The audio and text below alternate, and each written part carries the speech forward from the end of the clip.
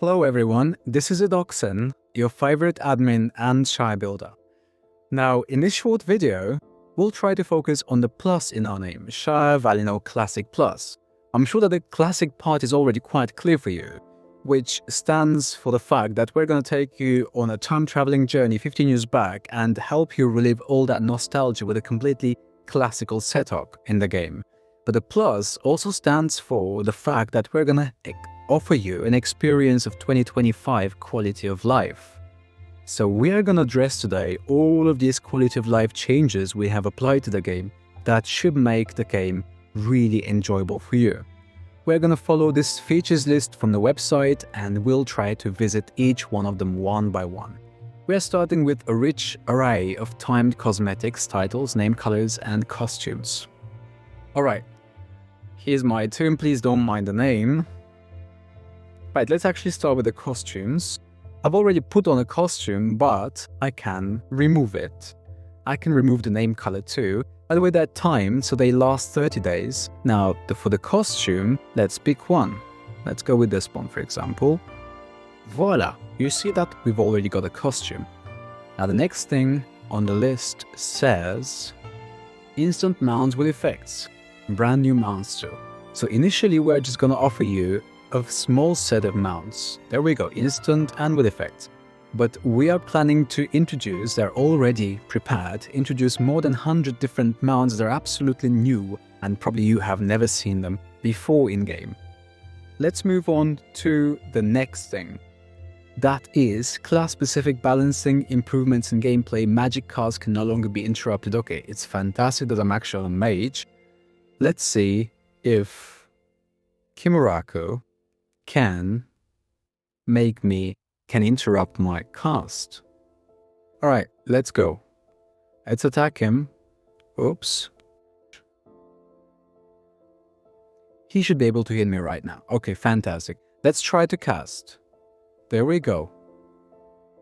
Right, you can see that we can actually keep casting our magic despite him hitting us. That's a huge improvement of quality of life.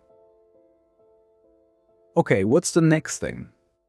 It says classical but smoother farm system. Now, this is something that you'll have to experience for yourselves, or you can check it out on the server info section, drop list. There is a completely interactive drop list that's super easy to use and quick.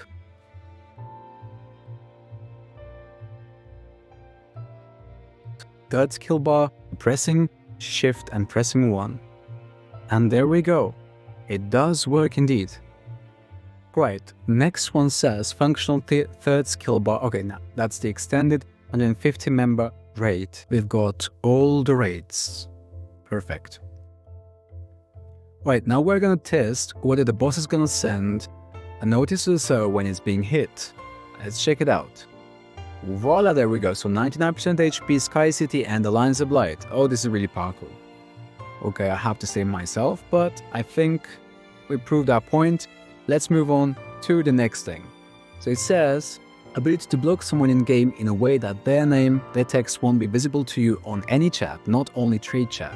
So this is an old problem where people actually, when they block someone, they can no longer, let me move to a safer place though, they can no longer see them on trade chat, I believe, but they could still see them. Sorry, it was only on Whisper, but they could still see them on trade chat, on party chat, and so on. And we will now try to block someone. Give me a moment. I'm gonna block Wise. And now we will see whether it works or not. So currently Wise is typing on trade chat and probably on party chat too. Right, so he's chatting on everywhere, but we cannot see him. We're now going to deal with Green Dieta and kill him to see whether there is going to be a notice. That's going to take some time to kill him. Goose. Actually, we want to be like this. I want to cure myself a little bit. And we want some help. And we'll see whether there's going to be a notice.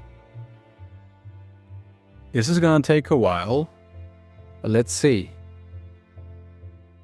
Let me make Wisey a little bit stronger. I guess he's not dealing any damage. Okay, this is taking some time. We've got these automatic notices that will be reminding you what you can use and what you can do. Right, let's wait for the notice. 3, 2, 1, and 0. There we go. Okay, My Highness killed the boss. Next thing that we want to look at is no guild penalty and ability to re-enter GRB. I think this is a classical one, so we don't have to show this. Readjusted respawn spots and respawn in front of CS when dead in floor 1. Let's go to floor 1 and die. Such an attractive thing to do. So that should be 65, I believe. Right. Okay, we are in 65. An interesting part of 65. Now I'm just gonna die. Right. Let's die. Alright. Let's see what's protecting me. Let's remove the dex too. Okay, now I should die immediately.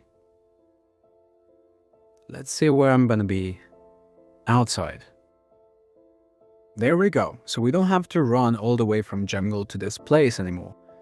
Next thing, it says we've got enchant cap of 10. So you can already see it. I'm not gonna show it anymore. It's just 10. And ability to run in stealth mode. So for this one, I'll have to switch to an assassin. Character off, turtle off, and I want to activate my stealth mode. Let's see. Voila! I can actually run in stealth mode, no problem. Perfect. Next thing, we want to look at faster map transitions. You already saw this. We can transition across the maps very quickly. We can move our buffs by control and right click. Now in my case, because I'm a GM toon, when I do that, I can remove my buffs. But on a normal toon, that's gonna be alright. Okay. Next one is adding stats by 10s via shift key. Let's test it out. Let's go with SCR. And there we go. 10s. Perfect. Oops, wrong one. Next, we've got technical events related ones. PvP on-off toggle on any map. Let's see that. Right, so you just saw that we can turn on PvP on any map and turn it off too. There we go.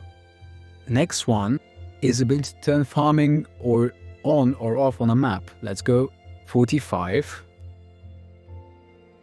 And let's see if we can actually stop the farming ability on that map.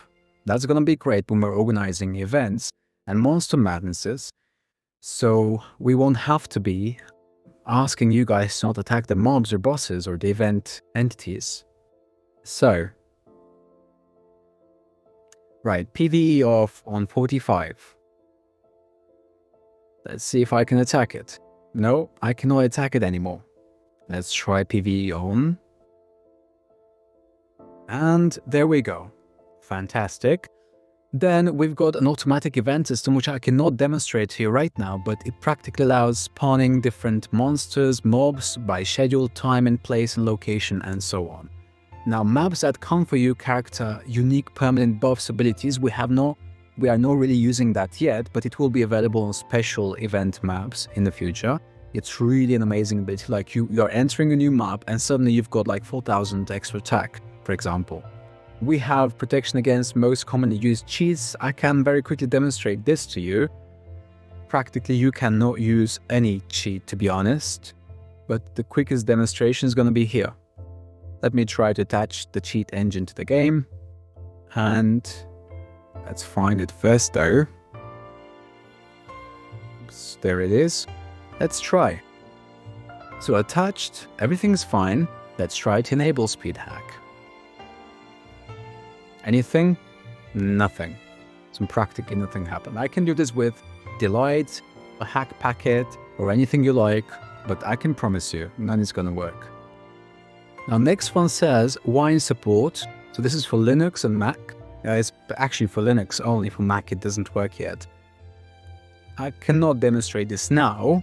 Technical and player commands. Now this is the cool part. I can actually change my cam limit. Right now my cam limit is at maximum. but I can change it to any value I like. So cam limit, let's say 45.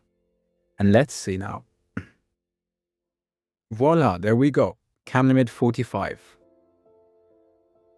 Now next one, cam limit 12. There we go. And we're at cam limit 12 right now. We cannot, even if I'm trying to zoom out, I can no longer zoom out. Right? Even if I'm trying to zoom out, I can no longer zoom out. The next thing that we've got is change game font and font size by font command. Let's give it a try. Interesting. So when I'm using this, I'm dying actually in the game, but anyway.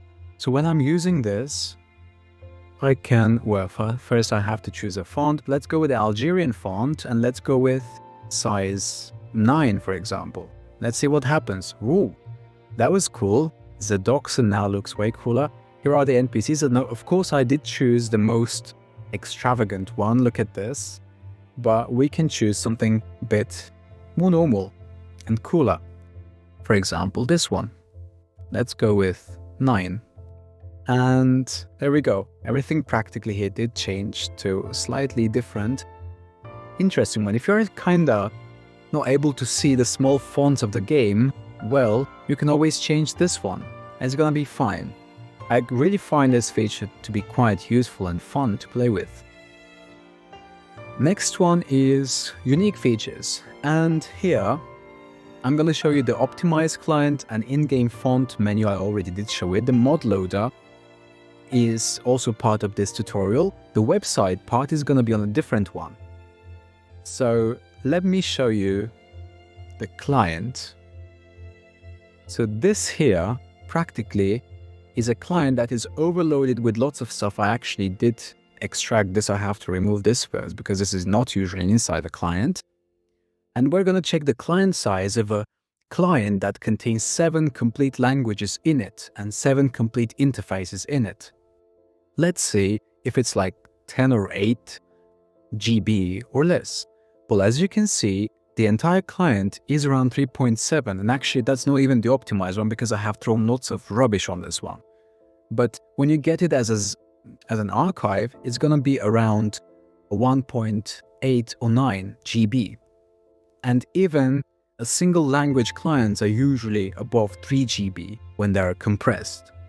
So that's one of the optimizations to make the game run even smoother on your PCs.